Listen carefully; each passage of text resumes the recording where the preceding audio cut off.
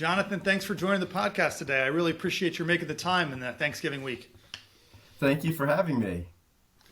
Yeah, I've been looking forward to this discussion because, if I've worked with a variety of financial institutions, I feel like the area of marketing, connecting with customers, be they new customers or existing customers, is one of the areas that FIs seem to have some challenge executing and a lot of opportunity ahead of them. So I thought getting your thoughts on what you see, what works, what's going on would be really interesting because I think it's a really important topic for most of the lending executives I speak with.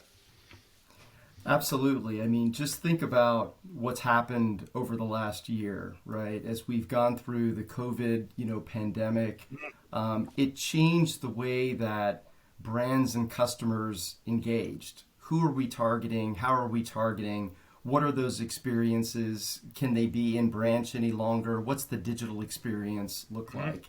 There's a lot of pressure in the financial services space in terms of, products and services are very commoditized now. There are rate wars and rates are being, pushed down. And so the experience has now come top of mind to the customer and to the prospect. Where can I get an easy, seamless, valuable, and relevant experience?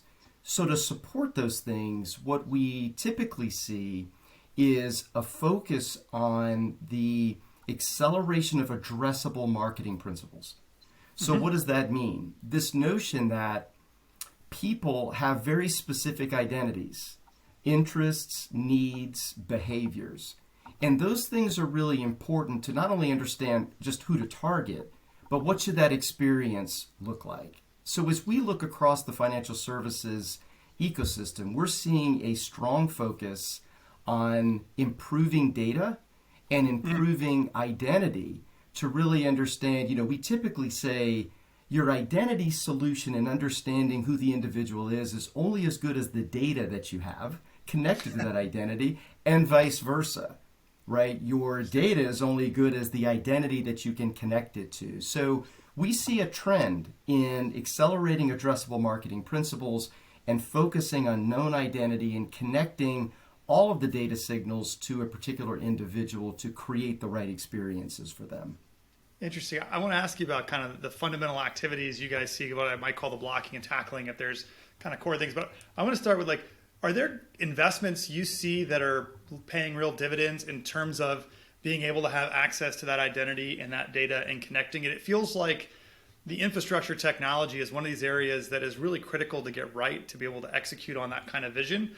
Also easy to ignore if you just think about the pressing pains of the moment, like I've got to get a new LOS or a new core or whatever, new CR, whatever. It's like that front-facing thing can be the top of mind. And yet maybe the infrastructure is equally important. That's really what you're talking about. How do I have all the data aggregated and accessible and tied to an identity? What are the kinds of investments you see people making in technology or people or process that enables them to excel in what you're talking about? I think the reality is it's all of the above, right? From an identity perspective, to be very consistent with what we were saying a moment ago, the idea of having a core and central identity solution is key. Think historically, financial services companies have thought of identity really as primarily customers. They establish a customer relationship, right? They assign a customer ID, and then they start building a profile on the individual. More of the terrestrial side of things, the CRM side of things, and then from a prospecting perspective, what did financial services companies do? They bought lists, right? They identified individuals that fit a certain profile, then they targeted those. Again, but very terrestrial, name and address, expanding into email address. With the digital ecosystem accelerating, and again, back to this last year, took financial services companies from focusing on digital servicing, come and get your statement, come and see what products we have, to digital experience. Come and engage. We're going to relevantly have an experience with you. The idea of digital identity now becomes increasingly important. Can we identify you when you come to our digital property, our .com? Can we identify you as you're sharing different pieces of your interest and your behaviors with us? And can we connect that to your terrestrial or known identity? So imagine, you know an individual, you know where they live, you know their email address, and now you have a digital identifier that shows the signals and the things that they're interested in, that they're searching for, particularly on your site. That's a huge investment. And not all identity solutions are the same. There are many that are structured around third-party cookies, third-party kind of digital identifiers and things that ultimately share an unclear persona, but not an individual. And when you think about it, particularly in the lending space, if we're going to issue an offer of credit, if we're going to engage you in any way from a marketing perspective, we better know who you are, right? So identity is a core investment. With that comes data. What data do we have? What data can we capture? And are we sure it's connected to the right individual so we can profile in a compliant way? I think from a technology perspective, MarTech, there's probably never been more confusion in the space than today, only because there are so many pieces and parts. We hear, right? We hear things like CDP, marketing database. We hear decisioning platforms, right? We hear activation platforms and execution technologies and things. The reality is all of those things have a very distinct role, even though some of those things can overlap in some of their capability. But I think the investments financial services companies need to make is to first understand, what do I have? What is usable and integratable across the ecosystem? And I would think of technology in two kind of clear buckets. Those platforms that house and curate my identity and data, and those platforms that allow me to activate that data across all channels and in as near time way as possible. Interesting. So you're talking about two systems, and I want to dive in on the first one a little bit. What houses and curates your data? That was the first one. And the second one was really in how you use that to activate. I want to ask on the first one, you said something that was really interesting to me, which was this building of a profile tied to an identity, maybe before they're a customer, for sure, and maybe even before you have a specific personal identity to connect to them, which I think is very different than how I think many FIs tend to think of. I started a file on Jonathan when he opens an account, and now and everything else is kind of prospecting or different. You're talking about really having a personal profile on individuals, not only necessarily just before they have an account with you, but sometimes before you even know who that individual is, and being able to later connect their activity to that identity as they come onto your site. That's right. So, think of identity as, let's just start with roughly 250 million adults in the United States, right? Yep. So we have a basic profile of every individual, name and address. As we think of, phone number, email address, we're developing like that real identity. And around that are the data attributes that are publicly available and or curated and appropriate to connect to the identity, right? So that's kind of the core foundation. From a digital identity perspective, what we're trying to lay out is really understanding who that individual is, not a persona. So think of how digital identity historically has worked. You've come to a site, you are tagged as a visitor, but we don't know that it's Jeff. We just know that Jeff has this particular persona is coming in with this particular session ID. It's cookie based, and we build out a profile over time, but we didn't know that it was Jeff, so we could never connect data together. As we think about it, right, being part of Merkle and such an investment in the Mercury solution, at its core, identity is terrestrial. It's name and address, email address, phone number based. But then being able to, through algorithmic means, be able to connect some of the digital identifiers, session IDs, first-party cookies and relationships across our broader database, where we're able to build out the profile of Jeff digitally as well. So when you come to a brand site, the idea is you're not a customer. You're starting to look at the credit card page. You're curious what those offers are, what those products are. We can identify that it's Jeff through those various digital signals and connect you back to the terrestrial ID. So now we have a full 360-degree view of who you are foundationally, but what is your behavior on the brand site? Now, interestingly, I think what's important to underscore is what we're staying away from, because we know the trend of where third-party cookies and third-party digital data is going. It's going away. We're not reliant upon that data. We have a foundational 360-degree view of you as you come and visit that brand site. That's what gets interesting. Yeah, I imagine there's that real investment in that data's coming to me from different places, a conversation I have in a branch, my interaction on the website, my click-throughs on an email, marketing camp. There's lots of places that collect data about my experience, my interaction, but you got to bring them together. Like you got to combine those things to get a 360. And that feels like where a lot of the investment needs to be happening, is not just those technologies, but how you actually orchestrate those things into where what does they say, the whole is greater than the sum of the parts. It feels like a lot of the magic is in how I take all the things that maybe are not that hard to do in isolation, but marry them together to execute a better version of what I can do to understand a customer's needs. Think about it almost from a couple of connective points, right? So without getting into specific technologies, but you can have a CDP that sort of sits in the middle, where you have a core identity solution similar to what I was discussing with Mercury earlier, where the digital identity signal comes in, that identifier comes in. You have a core identifier for all 250 million adults in the United States. So again, from a prospecting perspective, great opportunity. In real time, those two identifiers come together to identify that it's Jeff.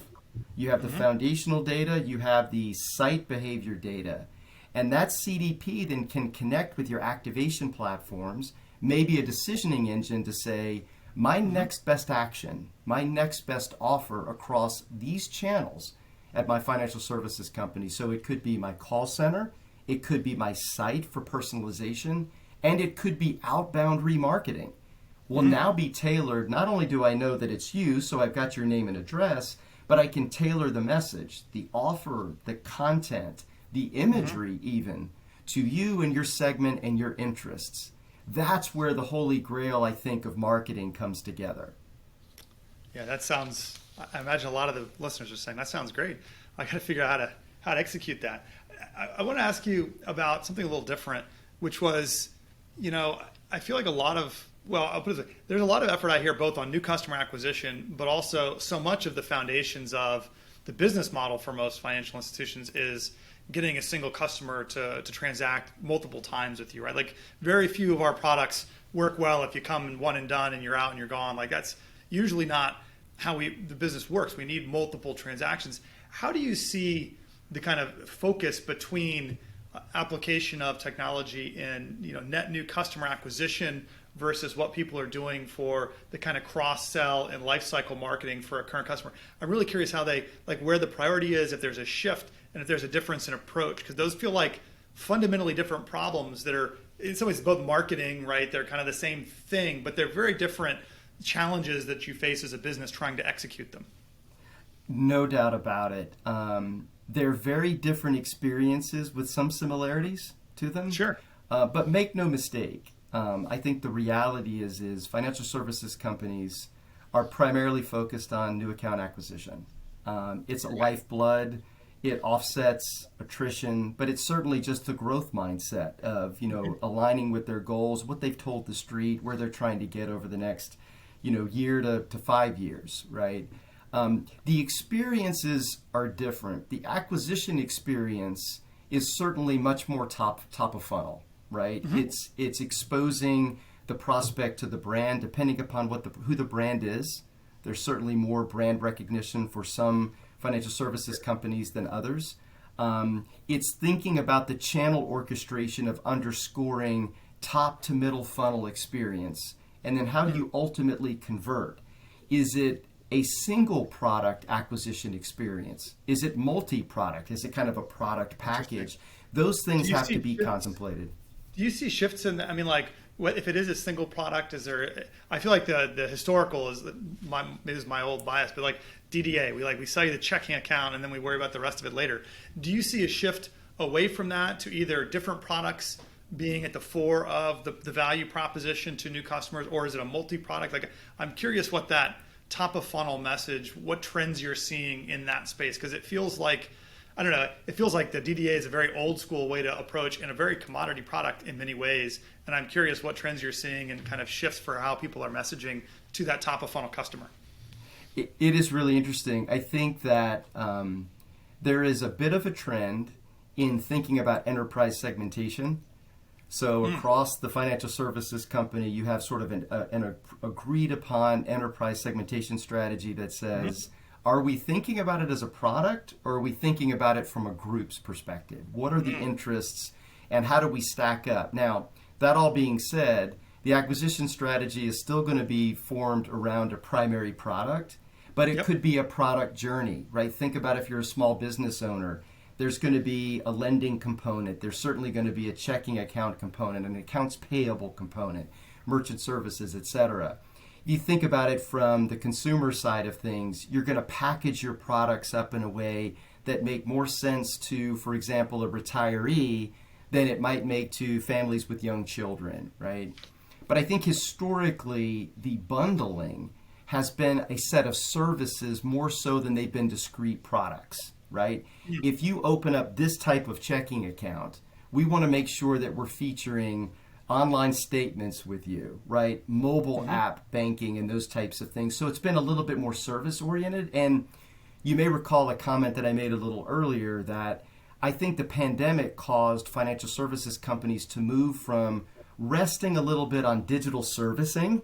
How can I get you some of your service needs digitally so that we kind of remove that from the branch, we remove it from the call center. Now the enterprise segmentation notion is saying it's more than servicing. I want to show you the suite of products that align with somebody that sits in the segment that you sit in. Yeah, that's fascinating because it really does shift how you think about building a message, going to market. I'm curious. Now, one of my favorite questions for anybody, particularly in marketing, is like, what's the old saying? What gets measured matters. What are the kind of key metrics you see? And I may ask you the same set of questions with respect to cross-sell, because I think it's, like I said, different but important. But what do you see as like the key metrics people are tracking, and how you connect those to ultimate business value? Because I feel like that's one of the things that marketing technology can bring, is the ability to understand the value at a more granular level, top of funnel, that will be delivered later in the life. So is this a customer that's going to get multiple products or not? And does that make it more or less valuable to spend, right? How do I think about that versus a simple like cost to acquire that's uniform across channels, let's say, or across marketing types?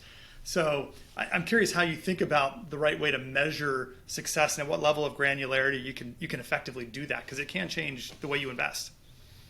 It is a great question, and I think I would start my response by sort of saying what I see generally that doesn't work so well. So, and you hit on a few of these, right? Which is there is one blended acquisition number. It could be a CPA. It could be some sort of digital metric, a click metric of sorts. Things that are either, to your point, specific to the channel or specific to the product. The question that I like to ask often in meetings, with clients is, what is your CPA? And I ask it on purpose because what does that question even really mean? Like, there is no CPA that you would put as a target across your entire business. I wouldn't even put a CPA target within one product, even if I was looking at checking acquisition, because what is your customer worth? What are you willing to pay is really the question. So with the tendency now towards enterprise segmentation, someone may be willing to pay $500 CPA because they recognize the lifetime value of this customer is 3x than somebody who would be coming in another segment through another product or another channel.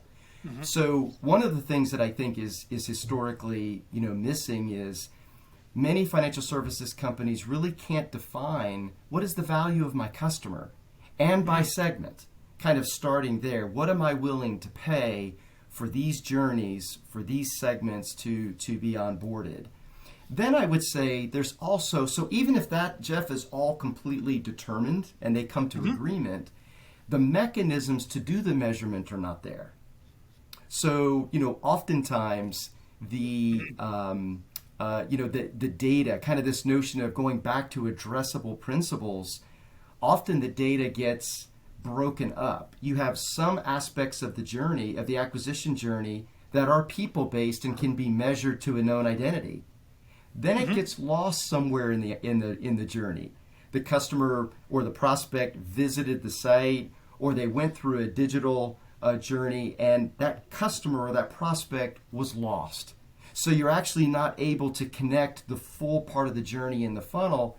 So how are you ultimately measuring that? So the key there is making sure that more and more of the marketing planning, more and more of the principles are addressable in nature, so you truly can measure it. Yeah, it's really fascinating. I know if you asked our team what their CPA is, they could give you the average. Right. If you ask what's your willingness to spend, they'd go, on what channel, Right. for what kind of borrower? Like, it depends. Right. And we want to track it pretty granularly. So I think it's a great message. I'm curious if you're seeing a shift not only to, you talked about enterprise segmentation, by which, well, let me just ask you specifically, like what exactly, how you see people doing segmentation of the customer. What are the axes upon which we're slicing and segmenting in general? Are you seeing trends there? And then I'll follow up with my second question. Let me distract you with that one. It's typically life stage driven, typically the enterprise segmentation. And so if you think about that on the y-axis, right, then on the x-axis, you probably have your tailored product sets, right? So you would start with consumer, you would go to small business, right? Private wealth, and you would build out within that what I would call more micro segmentation as you're working across the grid, if you will. We see a little bit of that. So moving away from being singularly product focused and moving away from, candidly, being campaign focused, where you sit down and say, I've got a checking campaign, and so I'm going to go after people that look like this. Well, that's not really segmentation. That's putting a campaign together. Yeah. Well, and it's so often I feel like the marketing strategy is which product owner fights the best for the allocation of the marketing budget, and Right. versus saying, hey, the marketing team's job should be to figure out which product is the best fit for Jonathan in this moment and position that, as opposed to starting with like, I got a goal to drive X product, so let's, we got to put that at the top of the banner ad or whatever more. Right. Which is I think how it can wind up. The other thing I was going to ask, so you've got these kind of segments in different maybe focuses on what you're positioning or the value prop.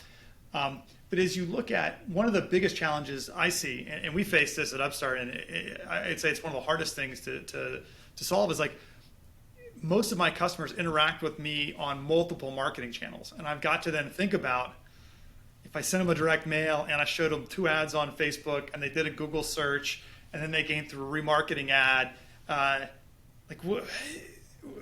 do I think about the effectiveness of spend when it's not? It'd be really nice if everybody only interacted with one campaign, and then I could just go, all right, did it work or not? Right? What was the cost? But like typically you're touching them several times in different ways, at different cost points, and it's hard to attribute one touch point. Like this is the one that, this is where we got them right here. You could use the last one for that, but I think that's probably wrong. Have you seen any interesting approaches to solving what we call it the multi-touch attribution problem, right? When I touch somebody multiple times and I got to figure out, is my spend effective here? Well, how much of the business can I attribute to that touch or that channel? I'm curious if you've seen anything interesting or what your thoughts are on that problem, because it feels like one of the hardest underlying problems to figure out, particularly if you're going to get into a multi-channel strategy. You're going to face it, right? Because you're going to touch that customer multiple times and have to figure out how to evaluate the effectiveness of different kinds of touches. Well, the first thing I would say, kind of back to the theme of identity and addressable principles, is being sure that you can capture all of those touch points. And I know that sounds like an obvious point, but it's so important. Half the time, 30 or 40% of your touch points are probably falling on the floor, in that you're not really able to wrap it back to the individual, to the campaign. I'll go ahead and use the word, to the campaign to sort of, track it. I think in terms of MTA, to your point, there's a lot of different ways to approach it. We could probably spend hours debating different methodologies, and there's certainly super smart people that could do it. We do that. There are definitely people here that spend their time Yes. arguing about the right MTA, and you know, And they're all right. Often folks will come to me and say, well, there's this approach and there's that approach, and do you think this one is better than that one? And I'll say, they're all great. I mean, there's a time and place for all of them. Again, depending upon what you want the outcome to be. But I think probably the simplest answer to the question is it comes down to testing. So the idea is if you're going to have a multi-touch campaign or strategy to sort of your prospect segmentation, then there have to be either their holdouts, their various tests that are 1 to 2 to 3 channel, 3 touch point, where you're checking along the way what the response looks like by subsegment or microsegment. And ultimately you can use those learnings to then put a measurement methodology in place that has basically a proportionate algorithm to it. Yep. So we think the value of this channel is probably 25% of the conversion. The value of that channel is probably 10%. And as you come across it, if everybody is crossing over all of those channels, you can put a proportionate value to it and determine, you know what, it's not that any one channel created the conversion. It was all of the channels that contributed to it. But I do think that a pivot point was the direct mail piece coming as the second interaction, driving them into the call center, just as an example. But I think your first point is maybe the most critical, which is doesn't matter how good your MTA model is if you're not capturing all the interaction points, right? And that's kind of the back to that blocking and tackling. Like you got to be capturing it all, right? It's a really good point. That's right.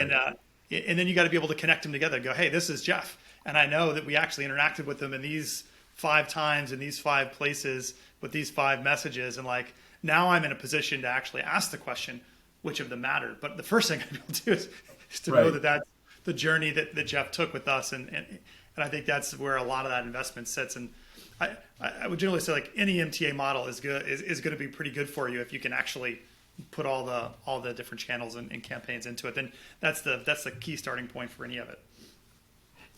How do you? So I use the word cross sell, and I think you don't like it to use the word cross sell is outdated. So maybe I'm just showing my age in the industry now that I use the term cross sell. But if I think about how an FI says, hey, Jeff's here, he's got a deposit account, or he got a mortgage with me. Maybe I want him on Lending Tree, and he's got we gave him the best rate. We want him over. Obviously, the goal is to get me or that consumer to transact again in different ways. What are the trends you're seeing in how we actually effectively drive those kind of conversions for additional products? How does that work, and how is it changing as the kind of the digital marketing takes the fore versus I think a lot of it used to be like come into the branch rep will like talk to you, understand your needs, and tell you what we can do for you, and that's like probably not the the answer in the future. So what are you seeing the shifts in how we kind of optimize that journey and experience to deepen the relationship with customers we already have in the institution? First of all, I mean, to your earlier question about acquisition versus cross-sell, we certainly don't want to diminish cross-sell in any way. Even though the focus is on acquisition, that's where the growth engine is going to come from the organization. Cross-sell is key. We all know that a sticky relationship with a customer ensures retention, or at least drives up retention. It's certainly good for the organization getting deeper in with the customer, and we learn so much about their behaviors and habits that we can use for future product bundling and interactions.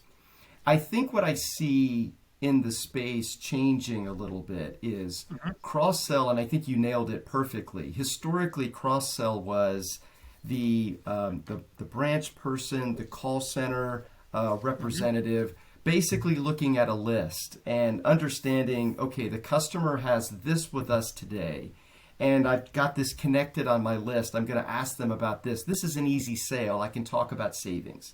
I can talk about whatever the other service is. And I think what we're seeing now is that there's a rise in cross-sell engines, and there's many different ways to sort of put these together, where there are constant interactions that are prompted with the individual, right? So if you think about outbound email, when you think about strategic DM that go out that say, if this, then that, right? Customers that fit this, back to enterprise segmentation, typically they build out a relationship with us in these ways and across these channels.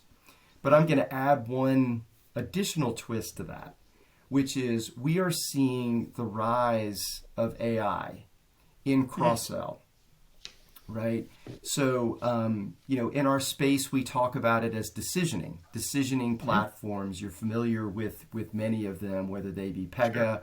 Many different companies have components of decisioning like Adobe and Salesforce and others. And Merkle has put a big premium on AI. And what does that allow? AI is a big term. You can go to any event and they're all talking about it. It's a cool thing. Sure. But let's boil it down and make it, pretty simple.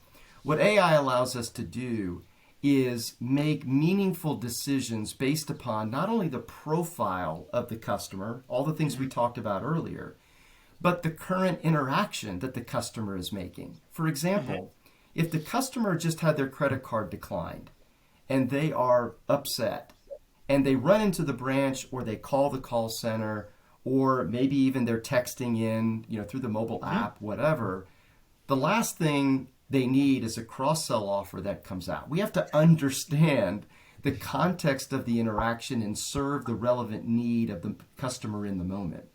AI allows us to do that. It ingests information about your interaction and it prioritizes an offer that, by the way, notice when I say next best action, I don't say next best offer. Next best action means it may not be a product. It could be a service. It could be a thank you. It could be a reinforcement of our relationship. So that cross-sell engine becomes meaningful. So the next time an offer, a product makes sense, it's sequenced correctly to the individual and you have a much higher propensity to get a positive response and convert a new account. Interesting. Are you seeing, we're big proponents of AI and I think this is a fascinating space to use it. The other kinds of data sources that have information that I think are really interesting for lenders in particular are kind of the transactional data within, let's say, a checking account in particular. If I'm seeing payments for, the look like payments for a loan or deposits into a wealth management that's not mine, those are interesting indications, right, of maybe opportunities to take an off-us loan and put it back on us. And similarly, if I have the ability to have ongoing access to a credit file, I can look at alternative products that my customer may have. Are you seeing any trend to kind of looking at products that a customer either has or is actively evaluating in the context? It feels like having that relationship gives you a front row seat to that customer's financial life, and you ought to be able to be better at recommending what they need because of the things you see that they're doing. Not just they came to the side or they got to, but like, hey, what kind of transactions are you making? What kind of credit card? Yeah. Like, it looks like you're paying more out to Amex every month than you can afford. Like, how do I get ahead of that and maybe help you finance something? Are you seeing a trend to that kind of needs-based orientation that's looking at the unique flow of data that you have as the provider of, I think this is the checking account because it's such a front row seat to the ins and outs of somebody's financial life. It seems like a really interesting opportunity to be, leveraging that to be better at helping the customer find what they need. There's no doubt about it. And actually, the word I would use for what you're describing is we're moving more and more into behavior-based data. What exactly is my customer doing versus what's the profile of my customer? There's a nuance there. A profile is kind of a point in time. Behavior says, what are the actual actions that my customer is doing? And that includes transaction data. That includes site behavior. What are you doing on my property or within these products? So we have a better, fuller view of who Jeff is, grounded back into identity. And we do see a lot of AI and ML wrapped around that, right? Taking all of that data in, because there's no core solution or technology that can utilize that data and come up with a decision. But these AI and ML solutions they can mine those billions of transactions and start to see trends that can align with your enterprise segmentation that better power your decisioning engine. So I think that is that's spot on. Yeah, I tend to think of segmentation in some ways as like it's kind of like it's the pixelated view of the behavior, if you will. It's kind of like I can't get down to like the individual's level of needs and wants and desires because like there's too many signals. So I've got to like bucket them into groups. Right. And they're my segments, and it works. But AI lets you kind of actually get down to segments of one, if you will, Right. where I can understand that segment really well. But it requires a lot of data, and it requires a lot of processing to do. But it feels like there's a lot of opportunity there. Particularly, I feel like to leverage that unique position. If you do have the primary relationship with a customer, how do I leverage that to provide more value, a better experience for them? I think the Yes. days of I get the next product because you walk into my branch when you do something, and ergo when you need a loan, like you ask the guy across the table in the branch, that's gone. Right. But they've given you a privileged position, and the question is now, how do I leverage that in the new way, right? In the new context to still give them a better experience than they could get going elsewhere. And that's a tough challenge, but it feels like an imminently achievable one with the right application of technology to the data that the customer is providing to you. And you also raise an important consideration here, which is it's great to have that data. It's great to have the technologies and the AI and ML to mine through that data and get the most relevant output for the customer, and even prospect in many cases. There's a fine line, though, in how that data is used, whether it can be used. Let's talk about that too, whether it can be used. But then even if it can be used, how you use it in a way that the customer says, I'm glad you have that data, versus how in the world did you get that data, right? There's a fine line. When I worked at Google, we called that the creepy line. And That's exactly right. Never wanted to cross the creepy line. You were never quite sure where it was, to be frank. Everybody's creepy line's a little different in terms of when they think. Sometimes you go, hey, thank you. And sometimes you go, how did you know that? Right. Kind of looking over your shoulder like, where's the Google guys watching me do something? So I'd say that's a hard line. Do you have any good guidance on how to stay on the right side of the creepy line when you're looking at these kind of systems? I think I would say two things, and this is how I think of it as a pure marketer, is first, we need legal and compliance to give us the appropriate protocol for how we utilize the data. We need that guidance. It doesn't matter what we think or feel. We need it so that we're sitting within sort of the right legal framework. But then as the marketer, even if I'm approved to use data, so for example, if I can identify you coming to the site and I can begin to profile that it's Jeff, the reality is Jeff never told me as the brand that he's Jeff. So the way in which I then need to serve him that personalized experience, I better be sure it's relevant, but it isn't to the point where it's exposing what I knew about Jeff. That can diminish the experience. What I want to do is do something that's relevant. And you could even get into some debate as to what level of segmentation and microsegmentation do you want to use.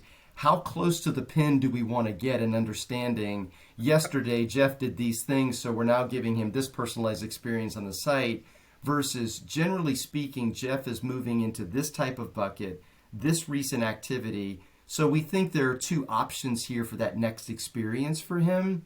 As a marketer, it's my job. It's our job in the financial services space to create meaningful relevance, not personalization, just because I've got the tools to do so. Yeah, very interesting. Well, Jonathan, is there anything that you expected me to ask or wanted to talk about that I didn't cover today? I think we talked about a lot of the Yes, we talked about a lot. We talked about a lot of stuff related to some core things, right? Because I think, the idea here was to talk about what's going on in the space, what are some of the trends. Addressability is a key trend. The notion of planning audiences across channels, not thinking about CRM versus digital any longer. That's getting to be more and more old school. Sort of the commerce notion, digital experience, moving from digital servicing to experience is key. And candidly, personalization at scale. The whole decisioning and relevancy notion that we talked about a moment ago. These are really, key trends. And I'm hopeful some of the insights are helpful here, but I feel like we covered a lot of topics. Actually, I think the insights are very helpful, at least for me. So that's always my demarcation for the audience. If it's useful for me, I feel like it's hopefully useful for them as well. It's the best proxy I have. But I always end these podcasts, and I think I forgot to send these to you, so I apologize. You're going to have to go in blind. But with the same three questions, that I just kind of like to kind of wrap up the discussion in kind of rapid fire mode. So Jonathan, here they are. Number one, what's the best piece of career advice you've ever gotten? Always continue to get educated. Always continue. You're the first one to say that, so I like it. Continuous learning. Yes. What are you learning right now? I think it's the continued evolution of, I lead Merkle's financial services practice, and we're continuing to evolve and to innovate. And I think every day, while the individual capabilities are things that I'm very familiar with as I work with our clients, putting together a value proposition for the space, you just think about the trends, much like our conversation, very differently. So interesting. So my second question is, what is the best piece of advice you've ever gotten about consumer lending or consumer finance as an industry? Always err on the side of conservatism. Out to the industry feels like it follows that one pretty well. Always fall on the side of conservatism. I think it's a good rule of thumb as we think about how we engage with lending products. There's no doubt about it. We have to protect the organizations that we serve. That being said, we don't want to protect the organizations to the point that we're not providing value to customers and prospects. People need these products and services. So if we're completely inwardly focused on how do we mitigate all risk, we're not serving the community that we're in business to serve. That's right.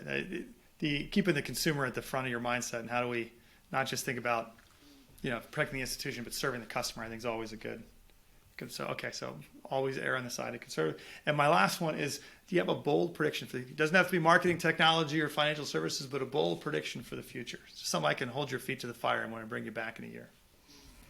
I don't know that I would call it bold, but I definitely think that it's an acceleration of the space that we're in, just to keep it relevant to our conversation. The space that we are in will certainly become more and more digital, more and more real time in the ways in which that we interact, and frankly, the demands of customers and prospects. And while it's easy for me to say that, I don't think anybody really understands the magnitude of what that means, right? Yeah, identity, connecting digital experiences. We've seen bits and pieces over the last 5, 6, 8 years. The acceleration and the rise of direct banks, the rise of the fintechs, the rise of the service providers, and what some of these fantastic, data and technology companies. And candidly, I'm super proud of the work we're doing within Merkle Financial Services. It's going to be a very different landscape, I believe, in the next 5 years. That's interesting. It reminds me of, I think it was Roy Amara who said once, we tend to overestimate the effect of technology in the short term and underestimate it in the long term. And that difference is often where people may say, well, they said that 6 months ago and it hasn't happened yet. And then 5 years later, you're like, oh my God, it was like, it's farther than even the crazy people predicted. We tend to kind of not appreciate how far and fast things will go on that medium to long-term horizon. So I think that's probably true in this digitization trend too. We all, I know everybody's going to deposit their checks on the phone, but it's going to be a little more than that. Yes. It's going to keep going. Well, Jonathan, I appreciate the time today. This was a really fun conversation, informative for me, so I'm going to assume for the audience as well. And I appreciate you making the time. Thank you very much, Jeff. It was a great experience. Thanks for having me.